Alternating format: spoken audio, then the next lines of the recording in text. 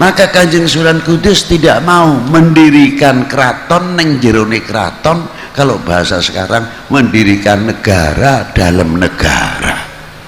Itu hebatnya yang dicontohi oleh beliau, sudah pendahulu, sudah memberikan ketauladanan.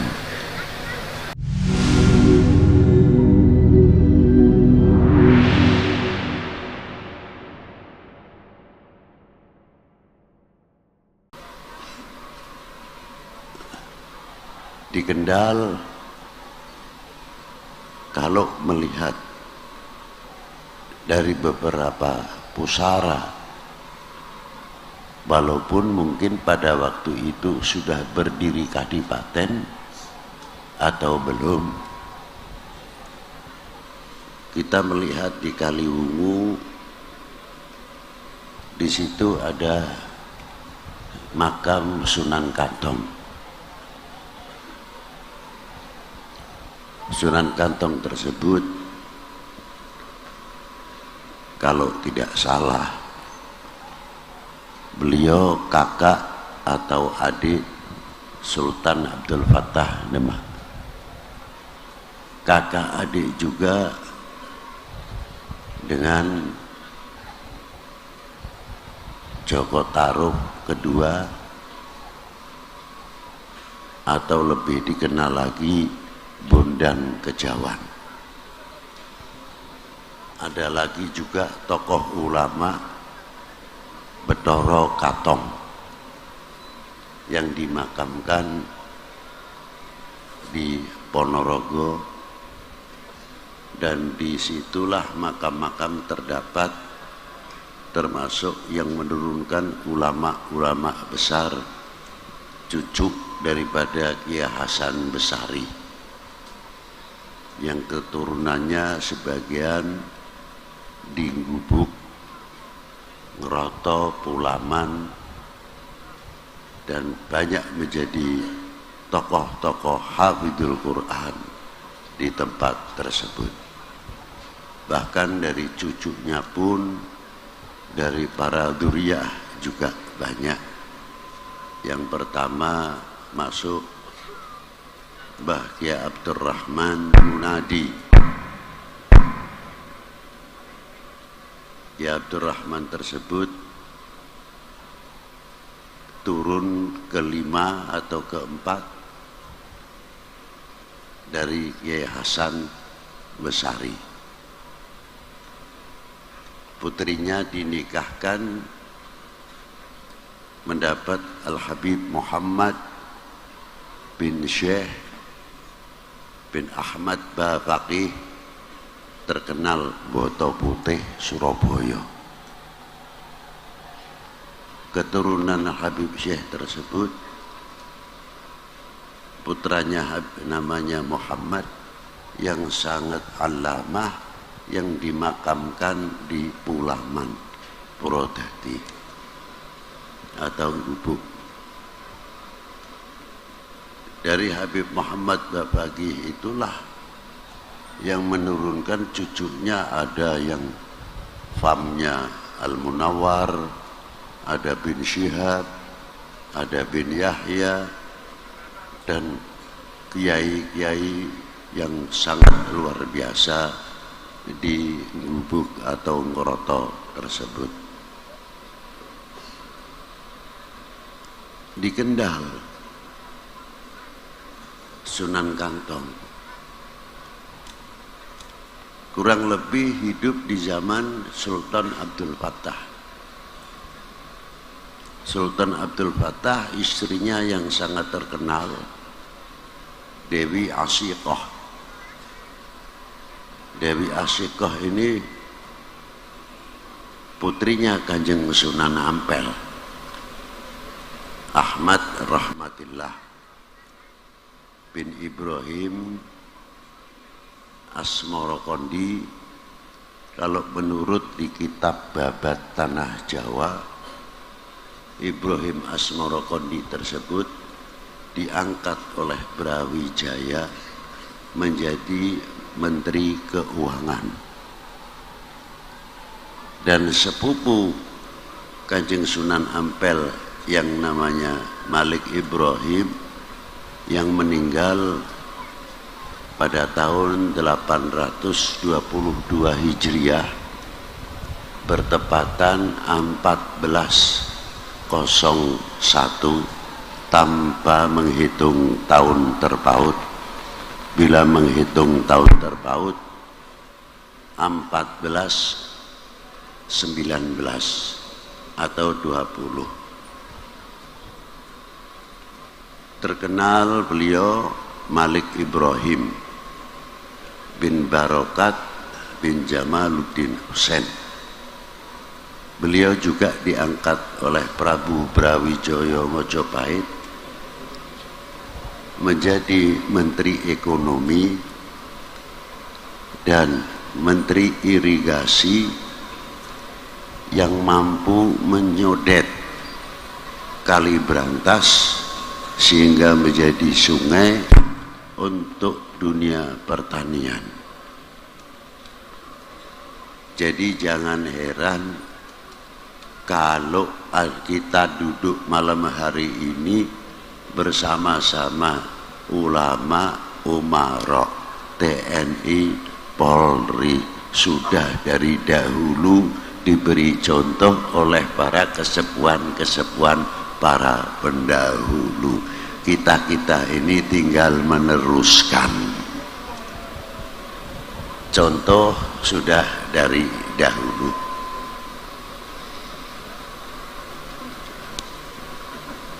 Lain dari itu, hebat lagi dari keturunan Kanjeng Sunan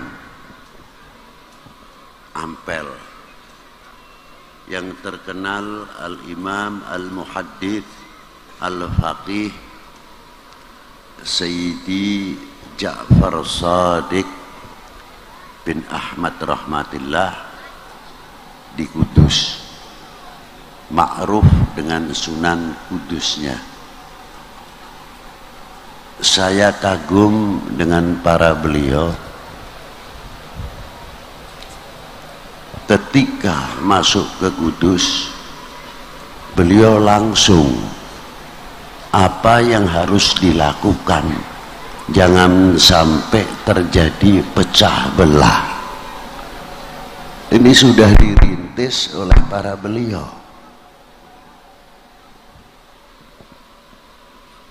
Di antaranya, maaf, mayoritas pada waktu itu di Kudus agamanya Hindu. Ada satu hayawan yang tidak boleh tersentuh, artinya dikeramatkan. Apa itu? Sapi. Kanjeng Sunan Kudus sadar kalau bulan Idul Adha seperti bulan sekarang ini,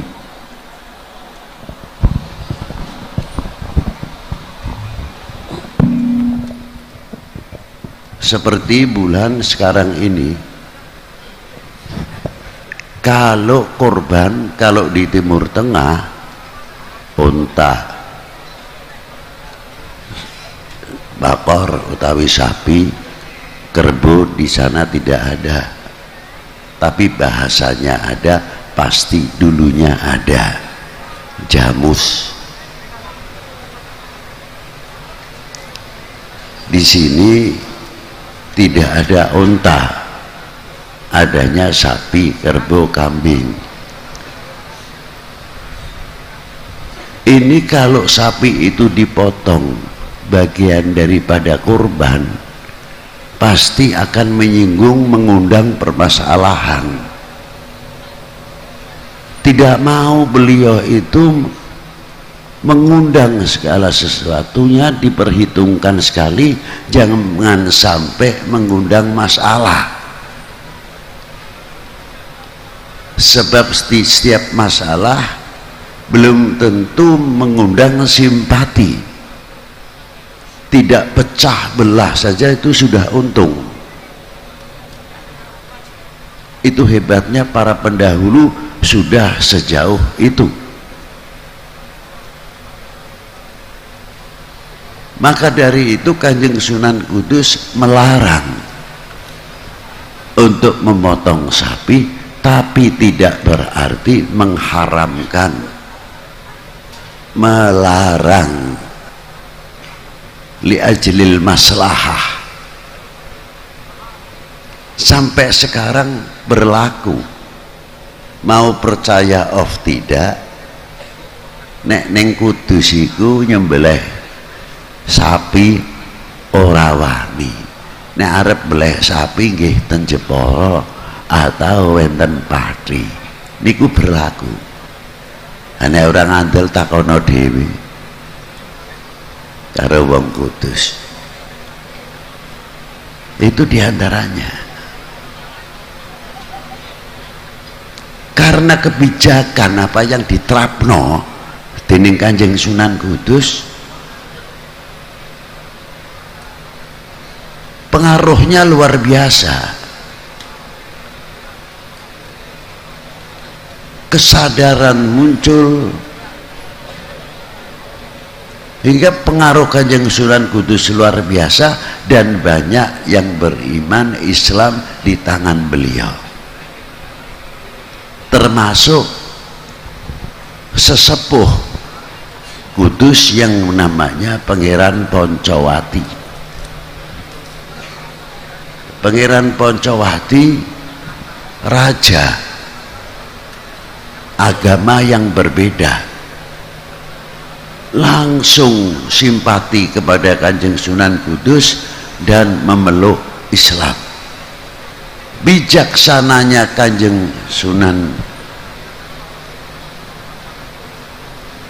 diambil menantu Pangeran Poncowati. Loh, itulah hebatnya. Dan keturunannya banyak menjadi orang yang soleh, orang-orang yang alamah, para yai.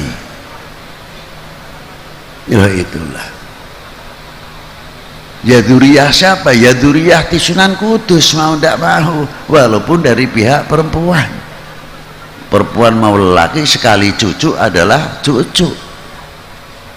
Loh, itu loh.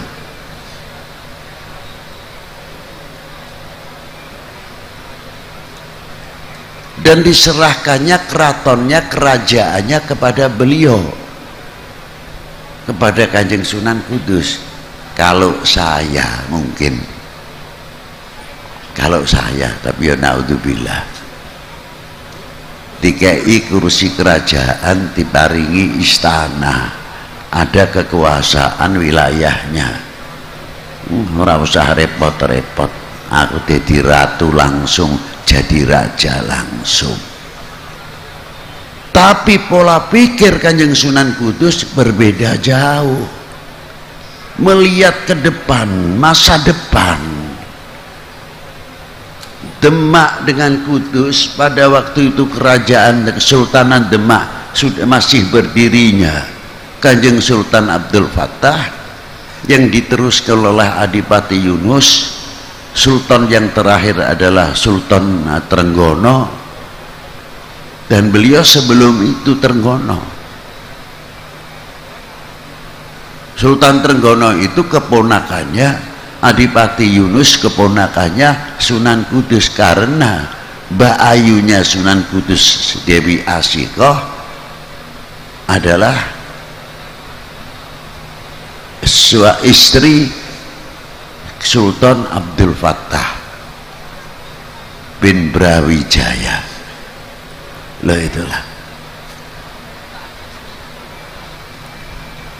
Maka Kanjeng Sunan Kudus tidak mau mendirikan keraton neng jerone keraton, kalau bahasa sekarang mendirikan negara dalam negara. Itu hebatnya yang dicontohi oleh beliau, sudah pendahulu, sudah memberikan ketauladanan. Tinggal kita ngikuti kepada para beliau-beliau. Di zaman itulah, di zaman Sunan Kantong juga,